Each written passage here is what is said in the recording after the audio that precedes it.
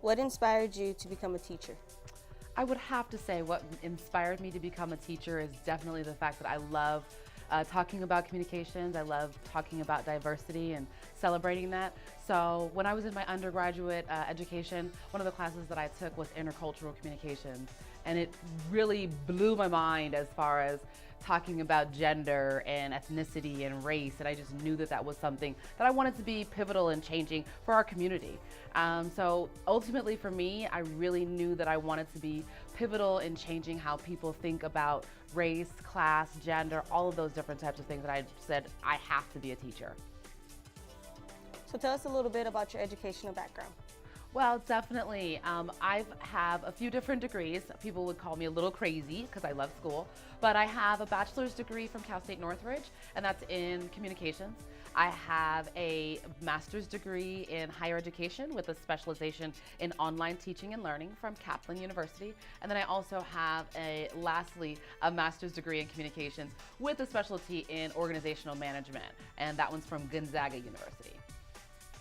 Very different universities, very different approaches to education, but definitely I felt like I needed to have all of those different degrees.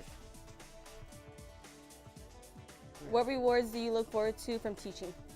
You know, one of the reasons why I got into teaching is because I know that the topic that I talk about is something that really changes the world. So I really, really love what I do and love the reward of really being able to help students and people everywhere understand the importance of celebrating diversity and really ultimately changing our community and changing our culture, changing the way we think about and talk to people. All of those different aspects are really, really important. So those are the rewards that I most enjoy. I also enjoy, though, the opportunities of working with my students from start to finish. I am at a great campus, Art Institute, that allows me to be able to have access to my students from the first day they start classes and then again on the last day of their classes. So I see their growth, I see how they've changed, and then ultimately as well, I can see them get into their career fields from the things that I've taught them. So that is the best reward, is students actually being able to fulfill their dreams from things that I've been able to teach them. What are some words of encouragement to aspiring teachers? I would definitely have to tell other teachers or people considering teaching, do it. Because the reward of really changing people's lives is worth it.